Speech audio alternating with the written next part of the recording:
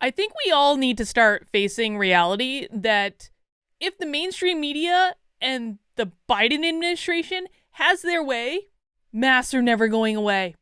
They're never going away. Now, about a year ago, back in March, when all this crap started, I very immediately said that masks were BS. I was not on board with this. My argument is that I do not believe that wearing something over your mouth, like a muzzle, is a good thing for humanity. I don't think it allows people to express themselves. In fact, I think it sends a very, very, very, very, very clear message that you are not supposed to express yourself. It is not about protecting anyone. It never has been. It's always been about control. Expression is a gift that we have been given purely by virtue of being born. It is part of our humanity. If we are not expressing ourselves, we start to lose our humanity real quick. And guess what? Guess what happens to social relationships when everyone is wearing a mask and no one can see your face? Everyone starts to get dehumanized. So I was against masks from the very beginning. And not to mention, by the way,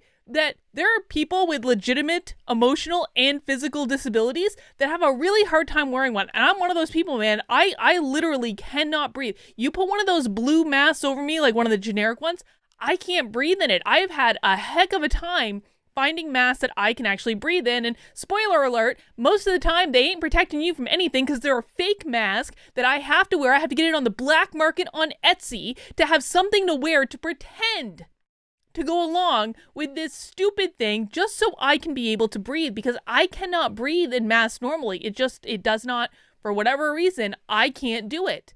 And so, and people fight me on that, like, Carlin, you can breathe, you're lying. No, I'm actually not lying. I cannot. I remember the first time I put on a normal mask and I started crying. It was so bad. So for me, I can't say for anyone else's experience, it was never something that I was on board with. I thought it was BS from an emotional perspective. I thought it was BS from just a general human relations perspective.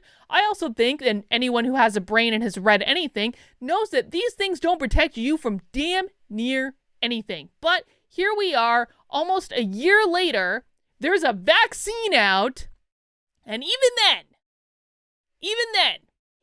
when you get your vaccine, you're still going to have to wear a mask. And if you want to follow the CDC guidelines that they just released on public transportation, they actually want you to wear two. Congratulations. This is never going away. And we have done it to ourselves. We have done it to ourselves because enough people bought into this stupid idea that the mask was going to protect them from a virus, when that was never the point of a mask. It was literally never the point. It was about protecting other people in case you were sick. But of course, we forgot that answer. And now enough people have bought into it. Enough people have been fear-mongered into thinking that this is the only thing that's going to keep them safe. Guys, this is never going to go away unless we start pushing back against it. But the media is out there with their propaganda. And a member of my locals community who, thought people like me were just being a little outlandish a year ago when we said, like, don't wear a mask. It's not about safety. It's about control.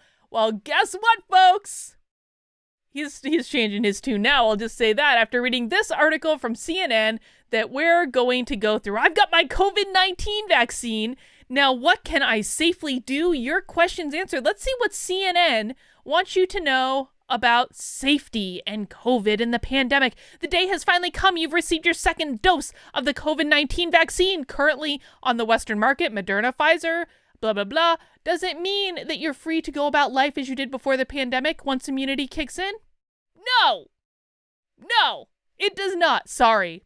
There is no immunity passport yet. Experts told CNN there are still safety precautions you need to follow in order to keep you and your loved ones safe and everyone around you safe and protected from the deadly coronavirus that has a 99% survival rate. Can I stop wearing my face mask? Let's face it. The answer is no.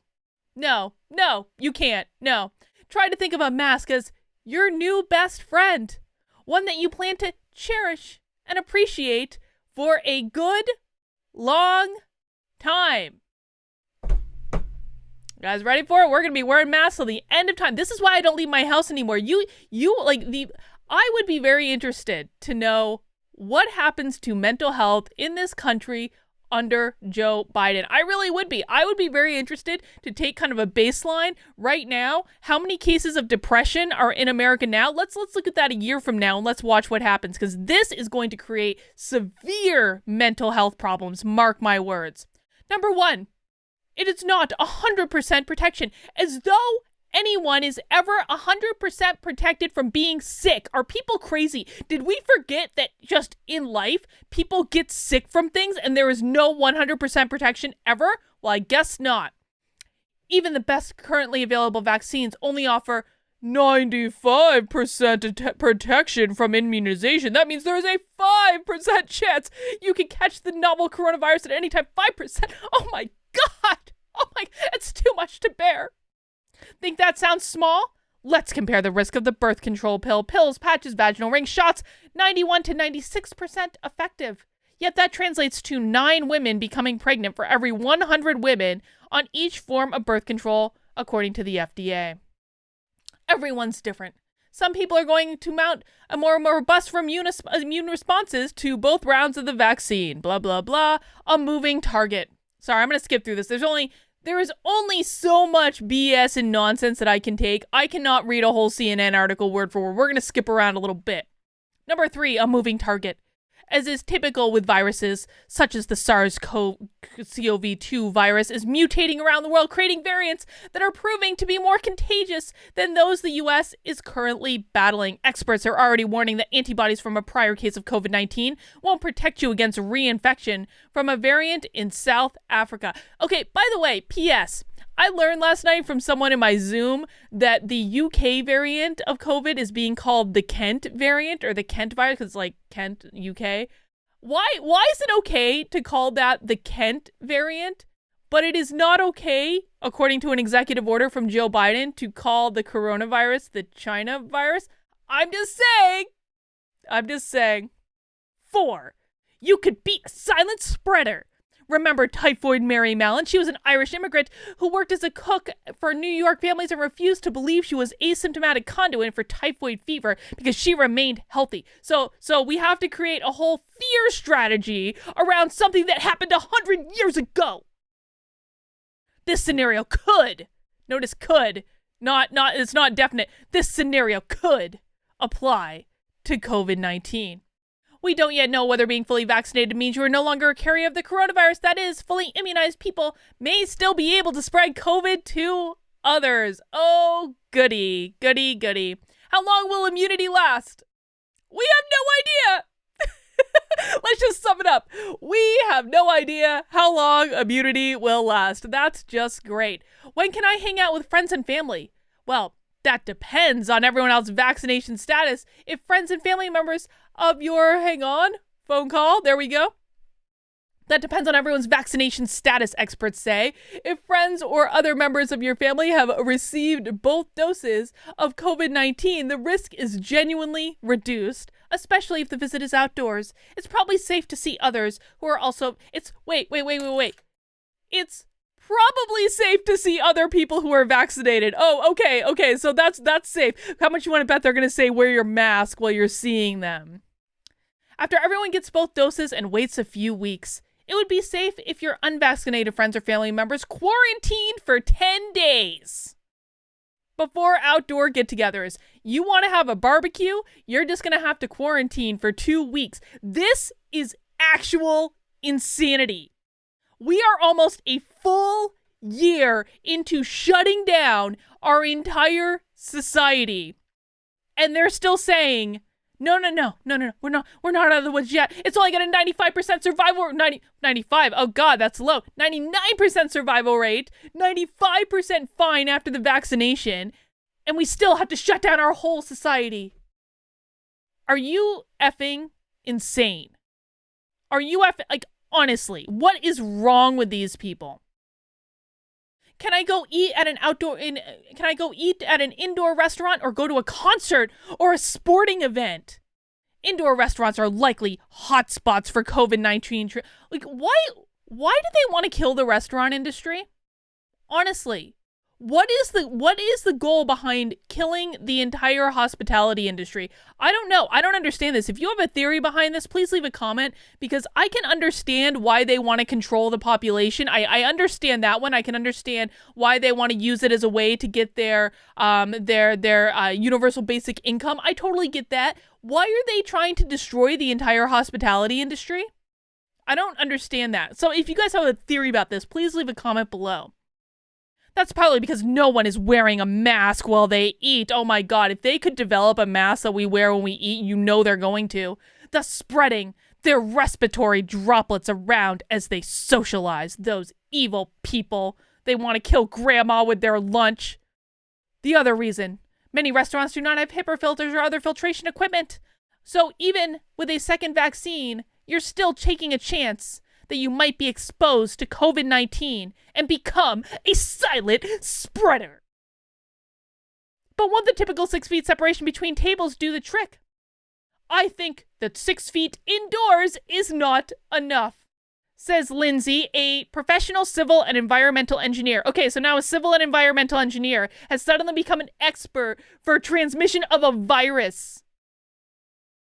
You have a good ventilation in the bar of a restaurant, said Mara, co-author of a paper on airborne transmission. However, even a HEPA filter can't make the environmental engineer feel comfortable eating inside a restaurant. I wonder how much CNN this particular environmental engineer watches. Can I travel if I've been vaccinated? Let's just keep in mind that I traveled the entire back half of 2020 almost every single week in airports all over the place. I rarely wore a mask when I was in those airports. I never got sick once. Now, I'm not questioning that the virus is real. The virus is absolutely real. I know people who've had it. I know people who didn't really have much happen to them. I know people who got real sick. But you can absolutely travel and not get this virus. Let's just not get it twisted. Let's have a reality check. I did it for every single week, almost for the entire back half of 2020. I never got the dang virus. You can do it too. I want to emphasize that now is not a good time to be traveling, period, internationally or domestically. It's not a good time to be traveling, and that applies to people who've already been vaccinated. Getting vaccinated does not say I have free pass to travel, Dr. Fauci says, nor does it say I have a free pass to put aside all public health measures that we talk about all the time. I mean, if you absolutely want to travel, if it's essential, then obviously one would have to do that. But we don't want people to think that just because they got vaccinated, then other public health recommendations don't apply. These people are insane. Live your life. Do what you feel safe doing. The very best, listen, man, I strongly believe that people who actually have life, they have something to live for, they are much less likely to get seriously sick. I really believe this. Now, that's just my personal, that is anecdotal evidence. I'm not providing fucking scientific study. But if you have nothing to live for, if you are stuck in your house and not seeing your family, wearing stupid masks everywhere you go, not seeing your friends, not doing anything, you don't have any reason to live. Stop listening to these people.